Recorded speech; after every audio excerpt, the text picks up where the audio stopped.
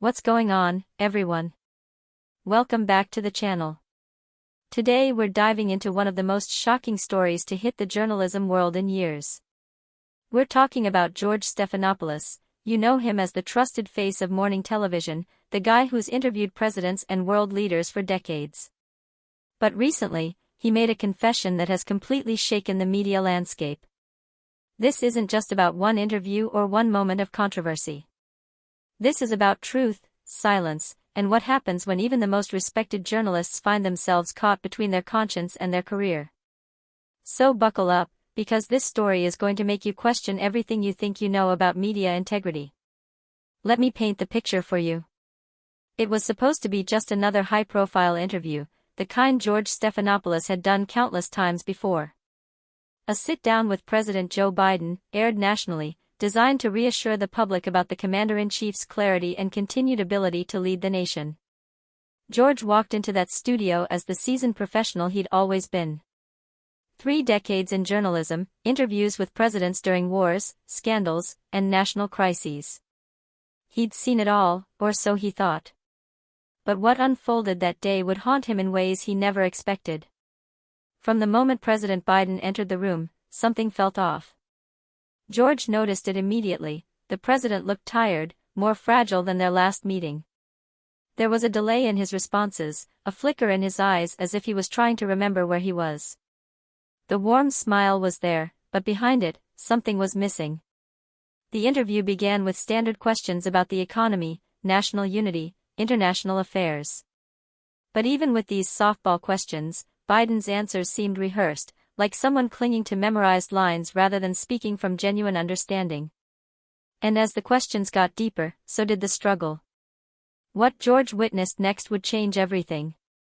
There were pauses, long, uncomfortable pauses where Biden would close his eyes for moments too long. He'd repeat phrases he'd just said, sometimes multiple times. When asked about recent policy decisions, he seemed to forget details entirely, circling around topics with vague responses that didn't add up. Now, George had been in this game for over 3 decades. He'd interviewed presidents during some of the most challenging moments in American history. But this was different. This wasn't a politician dodging tough questions, this was a man visibly struggling with basic recall and clarity. George found himself doing something he'd never done before, actively trying to help the person he was interviewing. He offered dates, reframed questions, even skipped segments when it became clear Biden couldn't remember the facts.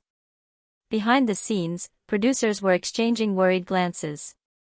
Notes were passed quietly, and real-time decisions were being made about what to cut and what to keep. But here's where it gets really concerning. Off-camera, the situation was even more troubling. Biden repeatedly asked what building they were in. He mistook a producer for a longtime friend from the Senate. Staff members were constantly whispering reminders, "It's George, Mr. President," someone said gently before the interview started. George heard it all. There was one moment that stuck with George long after that day.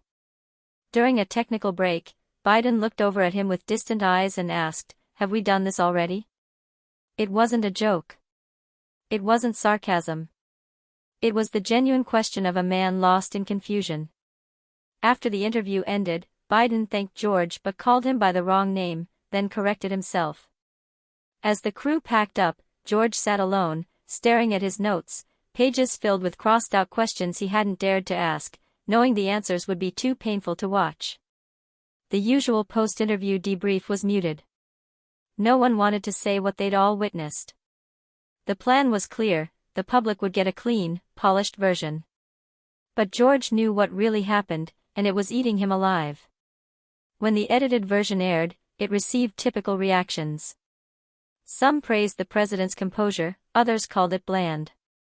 Nothing explosive. But George was living with the weight of what had been hidden from the American people. For weeks, he tried to rationalize it. Maybe it was just exhaustion, stress, or the pressure of the office. But deep down, he knew he'd witnessed something the country had a right to know about, and he'd chosen silence. George thought his secret was safe, but the truth has a way of surfacing. It started with an independent journalist claiming to have received unedited notes from someone on the production team. Then came the leaks, raw, unfiltered clips that showed Biden pausing for nearly 20 seconds, asking George to repeat questions multiple times. Within hours, #edited for Biden was trending everywhere. Viewers began comparing the leaked footage to what had actually aired, and the differences were undeniable. George's name was suddenly at the center of a media firestorm. News outlets from across the political spectrum began questioning his motives. Online commentators demanded accountability.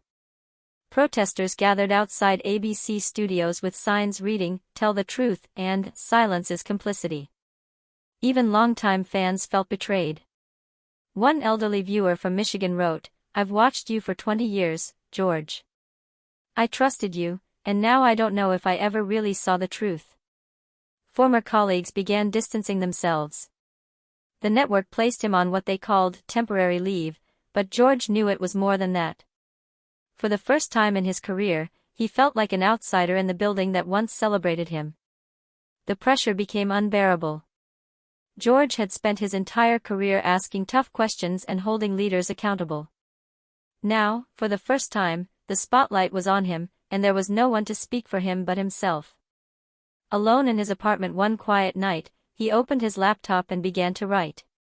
Not as a network man, not as a political figure, but as a broken human being ready to speak honestly. He began with 3 simple words: "I was afraid." In his public letter, George admitted everything.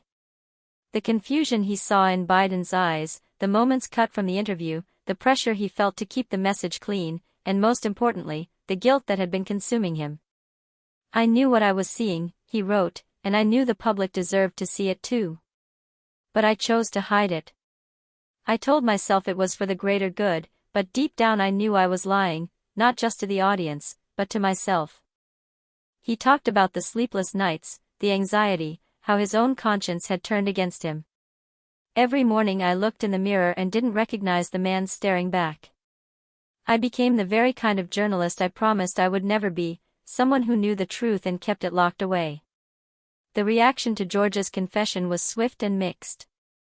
Some were stunned by his honesty, others held on to their anger.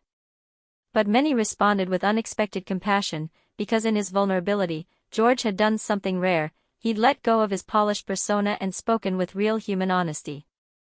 In his final interview, not on television but on a small independent podcast, George spoke with a heavy voice, "I don't expect forgiveness. I don't expect to regain trust overnight. I just want people to know, I see it now. I see the damage silence can do. And I'll never let that silence live in me again." And with that, George Stephanopoulos stepped away from journalism. Not with applause or a grand farewell, but with the quiet dignity of a man who finally told the truth, not because it was easy, but because it was long overdue. This story raises questions we all need to ask. What happens when journalists become protectors of power instead of truth? And in our polarized world, can we handle the truth even when it's uncomfortable? Drop your thoughts in the comments below. Like and subscribe for more stories that matter, and I'll see you in the next one.